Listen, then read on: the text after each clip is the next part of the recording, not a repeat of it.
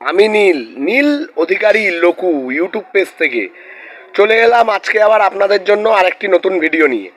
বন্ধুরা, আপনারা দেখেছেন গতকাল ডার্বি অনুষ্ঠিত হয়েছে এবং আমি যেটা প্রেডিক্ট করেছিলাম 2-1 সেটাই হয়েছিল। মূলত খেলা, আসল খেলা তো সেটাই হয়েছিল, কিন্তু রেফারি জোর করে সেটাকে 2-2 করে দেয়। ঠিক আছে, ওপেন আপনারা দেখেছেন যে দিমি কিভাবে ওপেন ইসেকে মারলো, ডাইরেক্ট মারলো। ঠিক আছে, যেটা দিমির লাল কার্ড হয় সেটা রেফারি দেখলো না। এছাড়াও দীপক তাংড়ি, ঠিক আছে, দীপক তাংড়ি ইন্ডিয়ান ফুটবল টিমের প্লেয়ার। ইদানিং ইন্ডিয়ান ফুটবল টিমে লাস্ট যে সিরিয়ার এগেনস্ট ম্যাচটা হয়েছিল, ভালো লেগেছিল ওর খেলা, সেদিন ভালো খেলেছিল। সেই দীপক তাংড়ি কালকে আমাদের নওরেম মহেশকে অকারণে পুরো ইনজোর করে দিল। নওরেম মহেশ রাত্রেবেলাতেই পিজি হাসপাতালে পা নিয়ে ভর্তি হয়েছে। তো বন্ধুরা, এরকম যদি চলে তাহলে আমাদের ভারতের ফুটবলের উন্নতি কি করে সম্ভব হবে? কারণ এক হচ্ছে রেফারি, আর দুই হচ্ছে খেলোয়াড়রা নিজেরাই নিজেদের, মানে একই দেশের খেলোয়াড়, হয়তো ক্লাব আলাদা হয়, হোক না, সেটা তো সব রিয়েল মাদ্রিদ বার্সাতেও হয়। একই দেশের খেলোয়াড় একই খেলে, তারপরেও নিজেদের মধ্যে যে এত হিংসা, এত হানাহানি, এত গোষ্ঠীদ্বন্দ্ব, এগুলো সঠিক না। এগুলো ইন্ডিয়ান ফুটবলেই এরকম সম্ভব। কারণ মহেশকে যেরমভাবে টাংরি মারলো, এটা পুরোপুরি মানে আমার হিসাবে, আমি দেখে যতটা বুঝলাম, হিংসাতে। ঠিক আছে, নওরেম মাহেশ এত অল্প বয়সে ইন্ডিয়ান টিমের ক্যাম্পেনিংয়ে রয়েছে এবং ইন্ডিয়ার মানে যে কোনো সফরেই মহেশের নাম থাকছে আগের থেকে। তারপরে ইস্টবেঙ্গল ক্লাবেও একটা ভালো অ্যামাউন্টের টাকা পেয়ে সই করে সে ইস্টবেঙ্গল ক্লাবে রয়েছে। তো এইসব হিংসাতেই আমার মনে হয় যে তাংড়ি মহেশকে মানে আঘাত করেছে। এছাড়াও আপনারা দেখেছেন যে কালকে মানে প্রচুর, মানে আমরা যারা মাঠে যাই বা মাঠে গেছি, তারা প্রত্যেকে, আমাদের যদিও আমরা কোনো ঝামেলার মুখোমুখি পড়িনি এবং মানে কোনো হ্যারাসমেন্টে পড়িনি। হ্যাঁ, মাচারা উল্টোপাল্টা করছিল, ওই একটা বাস্ক নিয়ে দেখলাম দৌড়াদৌড়ি করছিল, উল্টোপাল্টা মারা গেলে যে স্লোগানগুলো দেয়, বাড়িতে কেউ মারা গেলে সেরকম স্লোগানিং করছিল, আমাদের লাল হলুদের একটা বক্স বানিয়ে, সেগুলো দেখেছি। কিন্তু ওভারঅল আমাদের দিকে সেরকম কোনো অশান্তি হয়নি, কিন্তু বহুত জায়গাতে অশান্তি হয়েছে। দত্তাবাদের সাইডে পুরো ফেলে পিটিয়েছে, ইস্টবেঙ্গল সমর্থকদের জার্সি খুলে নিয়েছে। তো এগুলো কেন হবে বন্ধুরা? এরকম হলে তো মানুষ ফুটবলের খেলা দেখতে আর মাঠমুখী হবে না। প্রথম কথা, কালকে মাঠ তো পুরো ফাঁকাই ছিল, ওদের গ্যালারিও অনেক ফাঁকা ছিল, আমাদের সিটও তো প্রায় ফাঁকাই ছিল।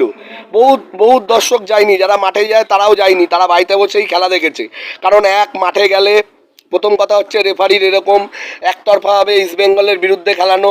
2 নম্বর হচ্ছে খেলার ফলাফলের পরে মোহনবাগান সমর্থক কাদা পাড়াতে তাদের, মানে তাদের দিক দিয়ে হ্যারাসমেন্ট হওয়া বা হ্যারাসমেন্ট বা জামা ফামা জার্সি খুলে নেওয়া। 3 নম্বর হচ্ছে মাঠে খেলোয়াড়দের মধ্যেও এরকম মারামারি, মানে দিমি পেত্তাতস বিদেশের প্লেয়ার, ও ভারতে দাঁড়িয়ে আমাদের ভারতের প্লেয়ারদের মারছে। আর অন্য অন্য মোহনবাগানের যারা ভারতীয়, নিজেকে ভারতীয় বলে, ভারতের ওরা নাকি জাতীয় ক্লাব, ওরা আবার মজা নিচ্ছে।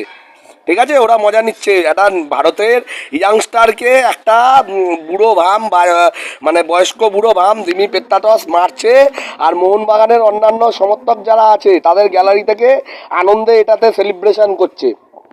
তো কালকে রেফারি জোর করে ওদেরকে খেলাটা ড্র করালো, 2-2 করালো, কোনোভাবেই হয় না। আমার প্রিডিকশান ঠিকই ছিল, আমার ইউটিউব পেজে আমি যেরম বলি সেরমই মোটামুটি হচ্ছে বন্ধুরা। জানি না এটা কেন, এটা কোইন্সিডেন্স বা যেরম মানে যেহেতু খেলা এতদিন ধরে দেখি, খেলার একটা দেখতে দেখতে আমাদের হিসাব বোঝা হয়ে গেছে, সেই হিসাবেই বলি।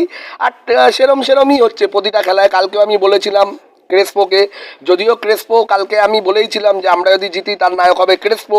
ক্রেসপো যতক্ষণ মাঠে ছিল ততক্ষণও নায়কই ছিল এবং 2-1 মোহনবাগান পিছিয়েও ছিল এবং ক্রেসপো কালকে দুর্দান্ত খেলেছে। যদিও সে চোটের জন্য বাইরে গেছে, তাকে ইনজোর করা হয়েছে, মহেশকে ইনজোর করা হয়েছে, তারপরে আমাদের নিচের মোহাম্মদ রাকিবকেও ইনজুরি করানোর চেষ্টা করা হয়েছে। আমাদের সামনে আবার নেক্সট ম্যাচ আছে নর্থ ইস্টের সাথে। তো বন্ধুরা, এগুলো যেগুলো হয়, এগুলো ভারতের রেফারির মান কোনো দিনও ভালো হবে না, আর আমার মনে হয় না ভারতও কোনো দিন খেলবে। কারণ এআইএফএফ বা আইএফের পদে যে আছে সেটা মোহনবাগানের ক্লোজ লোক, ভারতীয় জনতা পার্টির উনি মেম্বার কল্যাণ চৌবে স্যার। কল্যাণ চৌবে আমাদের বাংলার ফুটবলার, একটা টাইমে ওদের মোহনবাগান ক্লাবেই খেলতো, পড়শি ক্লাবেই খেলতো। তো সেই হিসাব যদি বলি কল্যাণ চৌবের দেখা উচিত এবং নিরপেক্ষতা বজায় রাখা উচিত।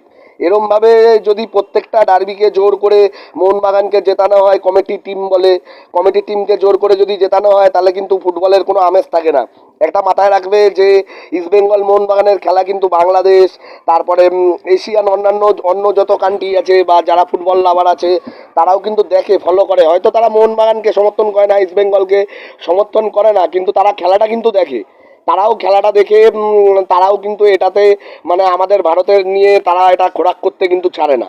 তো আমার মতে যেটা বলে, সবার আগে ভারতের রেফারির মানটাকে সঠিকভাবে উন্নতি করা উচিত ভারতের ফুটবলের উন্নতির জন্য। এছাড়াও যেরকমভাবে মানে জোর করে মোহনবাগানকে সুবিধা পাওয়ানো, মোহনবাগান পিছিয়ে থাকলে 8 মিনিট এক্সট্রা টাইম দিয়ে দাও, 7 মিনিট এক্সট্রা টাইম দিয়ে দাও, কলকাতা লিগ হোক বা আইএসএল এর মতন লিগ হোক, মানে কোনোটাতে কোনো ব্যাপারই না, মানে সব টুর্নামেন্টই ওদের যেন ঘরের মানে ঘরের পকেটের। তো এগুলো থাকছেই। আর সাথে আপনারা দেখছেন যে ইন্ডিয়া ভার্সেস ইংল্যান্ডেরও খেলা চলছে, যেই খেলাতে প্রথম টেস্টটা ইন্ডিয়া হেরেছিল, দ্বিতীয় টেস্টে জয়সওয়াল 200 রান করেছে। 200 মানে কি আগুন 200 করেছে, 270 বলে 200 রান করেছে। তার উপরে ইংল্যান্ড ব্যাট করতে নেমে ওই 250-র মধ্যে অল আউট হয়ে গেছে। Bumrah boom boom Bumrah, boom boom Bumrah, আরেকবার বুমরা ম্যাজিক হয়েছে, 6খানা উইকেট নিয়েছে বুমরা। এখন ইন্ডিয়া ব্যাটিং করছে।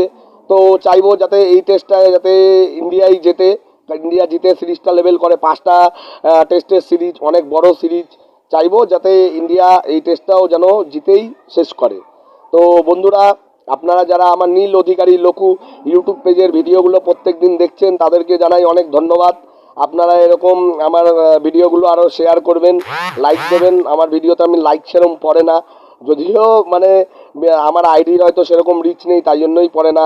তো আপনারা আরও যদি ভালো লাগে ভিডিও, তাহলে অবশ্যই লাইক দেবেন, শেয়ার করবেন এবং নীল অধিকারী লঘু ইউটিউব পেজটা সাবস্ক্রাইব করে দেবেন। বিভিন্ন রকম আপডেট, খেলাধুলা, রাজনীতি, বিভিন্ন রকম আপডেট এই পেজ দিয়ে আপনারা পাবেন। অনেক ধন্যবাদ বন্ধুরা। তো আবার আগামী ডার্বি হবে 10 তারিখে। 10 তারিখে এটা আমাদের অর্গানাইজ হবে।